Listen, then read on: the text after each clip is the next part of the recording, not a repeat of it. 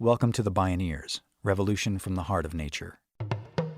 I think it is crucial how we see Eve. She was, in theory, in this particular story, the first woman, the mother of life. And although she is a character in a parable, we know myths rule our existence, determine the walls of the stories we live in, and the barriers of the ones we would like to construct. They become the architecture of our actions and lives. It's all alive. It's all connected. It's all intelligent. It's all relatives. We stand at the threshold of a historic opportunity in the human experiment to reimagine how to live on Earth in ways that honor the web of life, each other, and future generations. It's a revolution from the heart of nature and the human heart. In this series, The Bioneers, Revolution from the Heart of Nature, we celebrate social and scientific innovators with breakthrough solutions for restoring people and planet, creating a future environment of hope.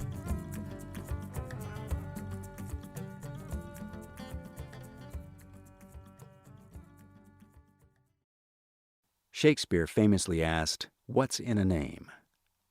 As the creation story of Judeo-Christian beliefs, the biblical recounting of Adam and Eve in the Garden of Eden has long had profound influence around the world. So what's it like to be named Eve? In this program, world-renowned playwright and activist Eve Ensler explores her own personal journey into her namesake. The provocative author of the Vagina Monologues and founder of V-Day to End Violence Against Women suggests there's another story beneath the traditional story. And for her, it's both very personal and very political. This is Ecstatic Revolt, the new mythos of Eve. My name is Neil Harvey. I'll be your host. Welcome to the Bioneers, Revolution from the Heart of Nature.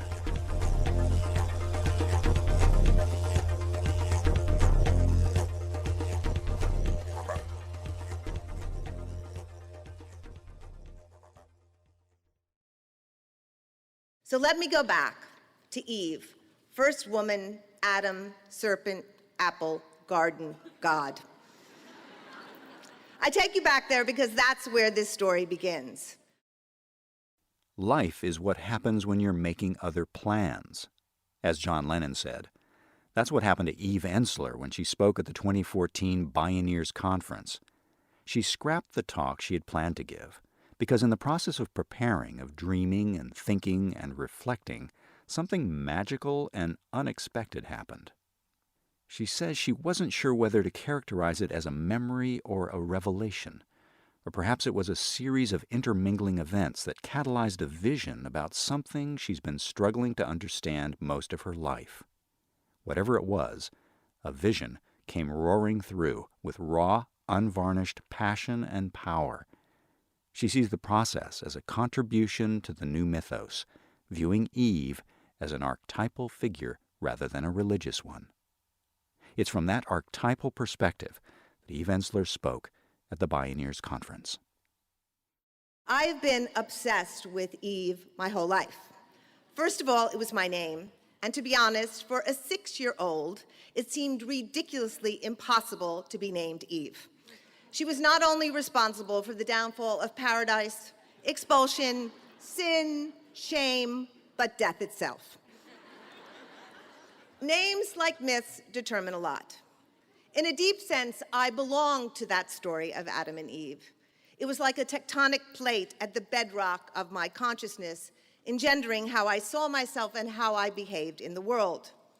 And I believe, consciously or unconsciously, that story has shaped a great deal of humanity. How many of us feel we are, quote, fallen women, people, our inherent credibility or value erased upon birth? How many of us are controlled by the debilitating terror that any form of disobedience or independence will lead to social exclusion and damnation?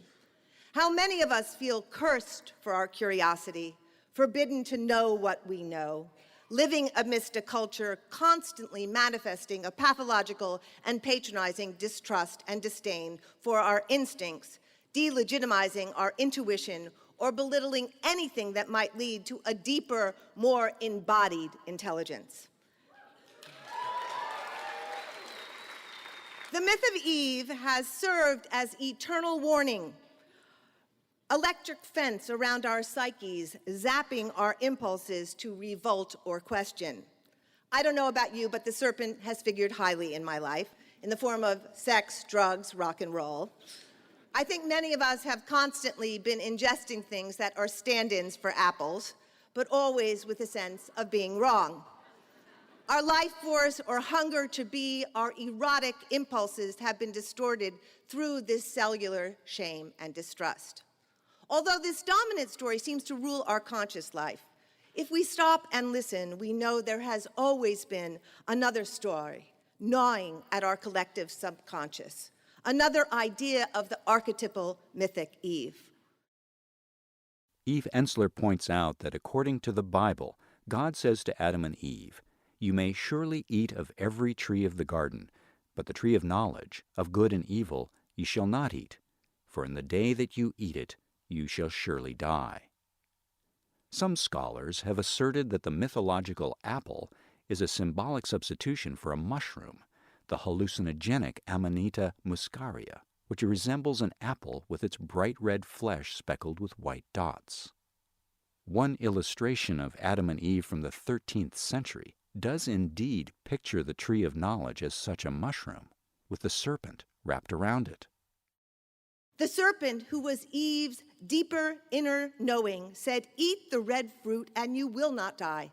And by the way, they didn't. God lied. The serpent said, "Your eyes will be open," and I believe their eyes were opened. And the apple or the mushroom connected them directly to the divinity of the earth without the intermediary of God the Father.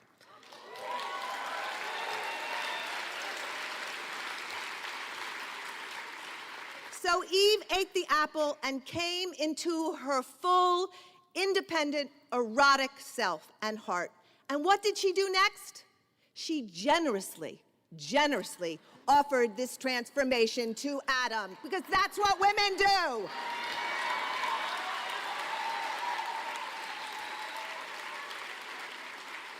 And immediately, punishment, shame, guilt, oppression descended upon them. They were expelled, and they have been wandering inside us and outside us, trying to remember ever since.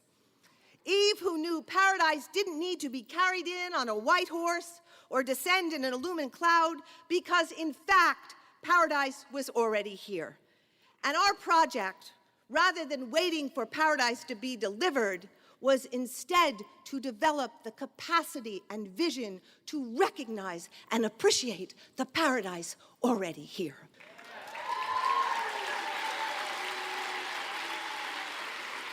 The paradise not constructed on hierarchy and competition and domination and greed, but on connection and mutual cooperation. The paradise that grew from the earth herself, our mother, delivering everything humans needed and beyond anything they could have dreamed. And God said, "Adam and Eve, you will have dominion over the earth. Subdue her and multiply." Eve knew in her body memory that this was the greatest misconception and violation, and would send the story of the world exactly where it has gone, to dominate and occupy and subdue our mother, our earth, who was not only feeding us, but who was in fact us. That this separation from her, lacerated by the brutal, power-hungry, conceptual machete of those who turned Satan into the devil, Eve into the initiator of original sin, and the earth herself into a mad, devouring, and terrifying demon who had to be tamed and controlled. This separation that exiled us from the inherent life-sustaining umbilicus of our green mother left us hungry and searching to return to her body, our bodies. The hunger which has made us vulnerable to tyranny, more concerned with acceptance and approval than resisting ongoing violations and atrocities committed on humanity and the earth.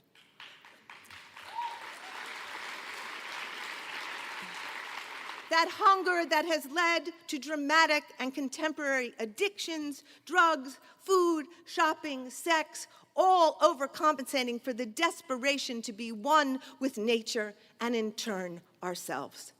The separation that was enacted and enforced by violence on our bodies, because as Eve knew, it is in our bodies where the memory lives. The only way to forget was to force us out of our bodies, to rape them, to beat them, to torture them, to bully them, to threaten them, and then to commit the same heinous acts on our Mother Earth while forcing us what felt to be like helpless spectators of this holy destruction. And after, in our horror, we not only fled our own bodies, but the violated and stigmatized body of the mother, and in her place, we turned in our desperation and terror for protection and sustenance to the perpetrators themselves.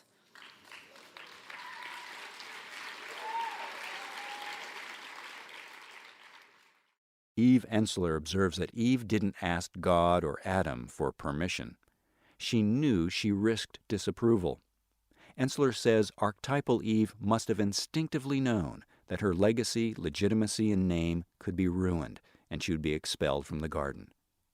But Ensler says that didn't stop her. Eve was our original whistleblower. Eve knew it was a mirage. She craved the real garden, the original garden, before the Father God implanted his hierarchy and the violence and threat of punishment needed to sustain it. Eve ate the apple because, like many of us, she was trying to remember the other story. The story before the trauma of brainwashing and massacres. The story before they shoved things into our sacred holes and cut the tips of our clitorises, where divinity lives. Before they shaved our furry nests and choked the throat of our songs. Before they called us hysterical and intense and emotional.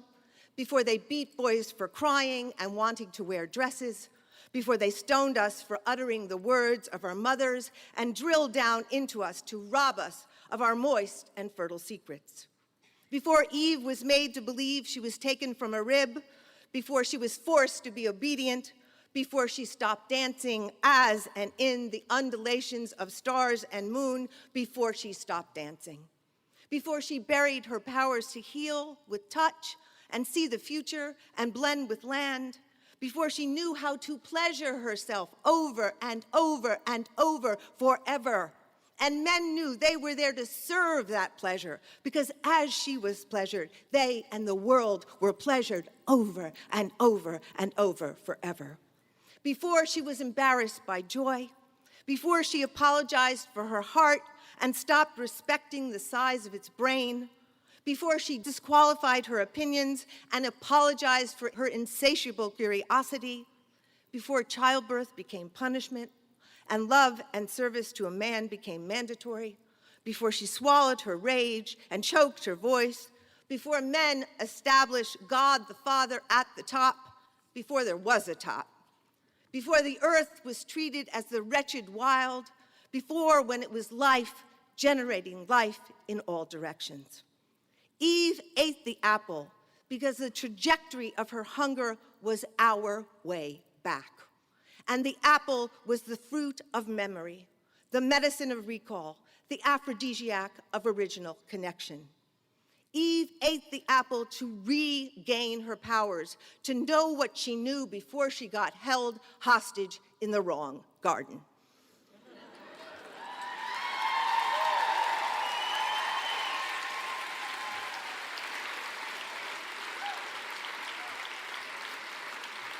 I think Eve already knew the higher good. I think she had the knowledge just like us in her body. She just needed to get out of that system, stop tiptoeing around that punishing and oppressive garden in order to get enough distance from the terror and trauma of the father state corporate machine, get around like-minded people, get enough confidence and support to remember the first story. And that's what we're doing here.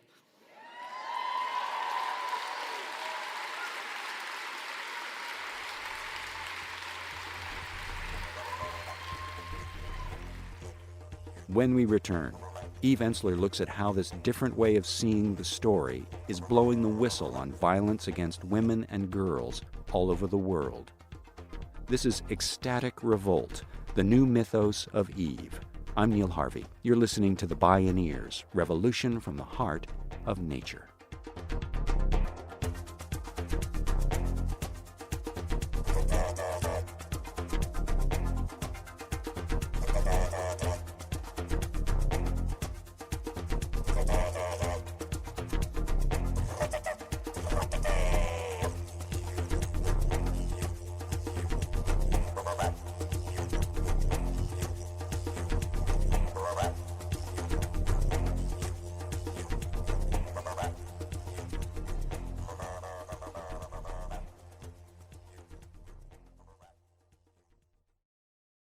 To explore all available Bioneers radio shows and video programming, please visit Bioneers.org. And our thanks for the generous support from listeners like you. Eve Ensler suggests Eve ate the apple to regain her powers, to know what she knew before she got held hostage in the wrong garden. As a revolutionary, she was exiled from the garden because she dared to eat the apple of the tree of knowledge. Eve was cast out as she opened the door to the deeper knowing, and all of us must be okay outside our Father's garden, outside his house, outside the world of disembodied intelligence. We must all now be visionary nomads, exiled from the hierarchy and ready to find each other and create the new world, which is really just remembering the world from which we came. So how do we remember? What will jigger the flashbacks, images, sensations? First, we must unashamedly, openly eat the apple. This involves ingesting all that catalyzes and provokes vision and imagination. It means educating ourselves and looking deeper into the stories and myths designed and sustained by the powers that be. Reintroducing ritual, poetry, time, human connection, plant medicines, opening the box, learning the data, touching the mystical, coming out of denial, coming into our bodies through touch, dance, lots of sex, trusting what we know, not asking permission, defying authority. It means honoring and protecting our whistleblowers, our indigenous who blew the whistle on the myth of Columbus and changed Columbus Day to Indigenous Peoples Day.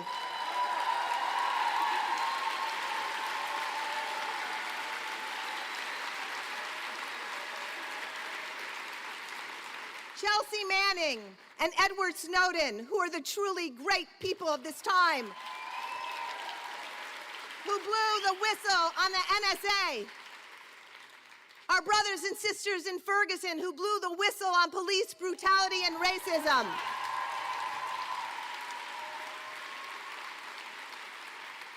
These are our Eves. These are our whistleblowers. It means trusting our methods of remembering. Eve Ensler is no stranger to controversy. Her play, The Vagina Monologues, celebrated women's sexuality and brought taboos out of the shadows. It's now been performed in a majority of the world's nations. She launched V-Day as a global Valentine's Day event to end violence against women and girls. In 2014, more than 3,600 V-Day events took place in over 1,200 locations around the globe. The movement has raised over $100 million to protect and support women in many of the world's most dangerous places. Today, 1 in 3 women will be beaten or raped in their lifetime. That's 1 billion women. That led Ensler to create 1 Billion Rising in 2013. It's a global call to women survivors of violence and those who love them to gather safely outside places where they are entitled to justice: courthouses, police stations, government offices, schools, workplaces, places of worship, or simply public gathering places where women deserve to feel safe, but too often do not. 1 Billion Rising put the call out to women and men to dance to end violence against women. Dance? I want to talk about the power of dancing, the power of what happens to a woman's body which has been traumatized by the state or domestic violence. Bodies collectively releasing, expanding, joining, and resistance. Dancing, women and men, it got them to reclaim and re-energize public space, which had been absolutely something they were exiled from. It spun and it splashed creative and compassionate and determined energy in every direction. It made violence against women a front-page issue. It allowed for autonomy and local organizing and global solidarity all at the same time. It evoked demands for justice across a swath of intersectional issues, understanding that violence towards women cannot be separated from all the other violences, whether they be economic, environmental, racial, or gender. We are in the same story.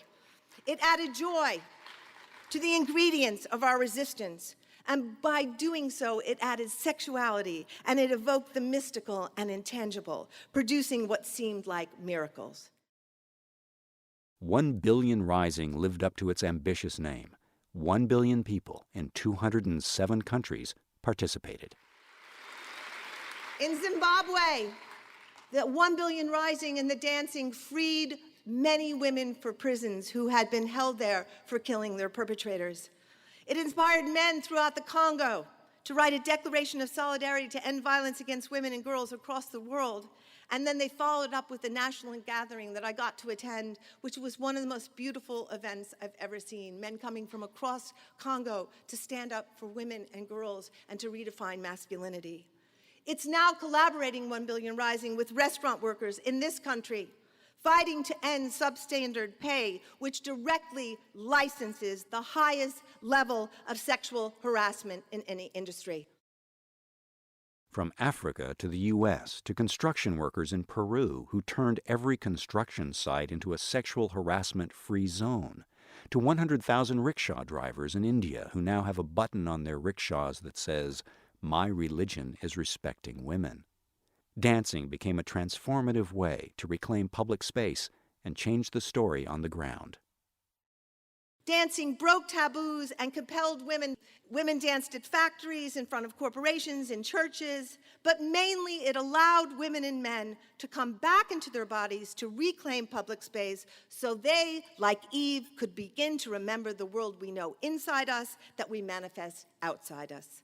It escalated ecstatic revolt. Eve was a radical, and why I love that word radical as it means going to the roots. This is the time for radical change. This is the time to come into our bodies and dance and drum and rise. This is the time to stop apologizing for our belief that it is possible to live in a world where everyone gets fed, taken care of, where we leave the rest of the oil in the ground, where those who do the hardest work are honored and paid the most, where we take our direction and inspiration from the most marginalized and invisible, where we trust our imaginations that once lined up in the direction of life will begin to create rapid and astounding solutions, where we transform human suffering not by more incarceration, punishment, and degradation, but investigation into root causes.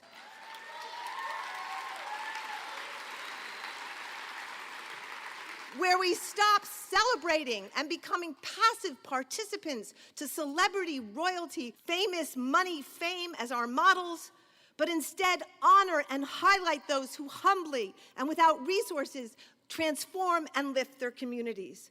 Where we trust the mystical, the emotional and erotic as much as we trust the intellectual and political, and understand that their integration is not only the catalyst for a revolution, but it may in fact be the revolution itself.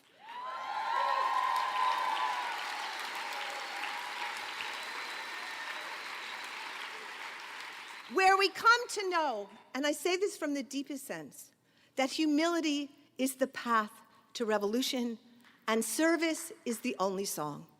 In the end, it's about people, respect, love, cherishing, valuing life and our Mother Earth. We are Eve's children. Eve, revolutionary. Eve, who ate the apple that unearthed the first garden under the imposed and constructed garden. Eve who ate the apple as her hunger for truth was our actual path, and now we must fulfill her legacy. And remember, the tree of life, the offering of apples or mushrooms, was there inside the patriarchal garden. It has always been within us. Eve, mother of our freedom, ate the apple to liberate us into the world, our world. This is our time. Eat the apple, not the GMO kind. Share it with your Adam, share it with Asali, with your beloved, and remember, revolution, rise!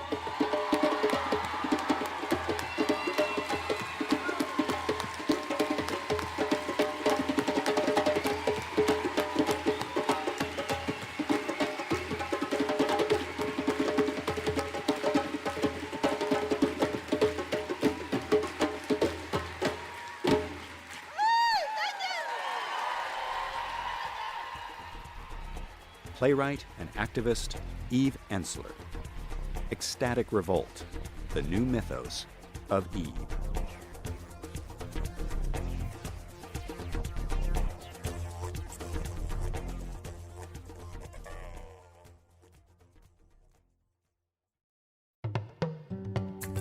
You can see and hear more from Eve Ensler, or explore more Bioneers radio shows and video programming online at Bioneers.org. For information on attending the National Bioneers Conference and Bioneers events in your area, please visit Bioneers.org or call 1-877-BIONEER. The Bioneers Revolution from the Heart of Nature is a production of Bioneers and Collective Heritage Institute.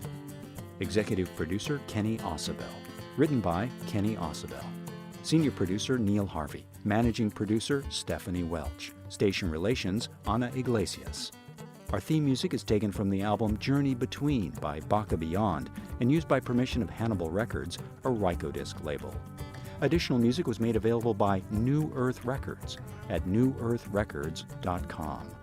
For more music information, please visit Bioneers.org. The opinions expressed in the Bioneers Revolution from the Heart of Nature radio series are those of the presenters and are not necessarily those of Bioneers and Collective Heritage Institute, the underwriters, or this radio station. My name is Neil Harvey. Thank you for listening. I invite you to join the Bioneers in inspiring a shift to live on Earth in ways that honor the web of life, each other, and future generations. This is program number 1315.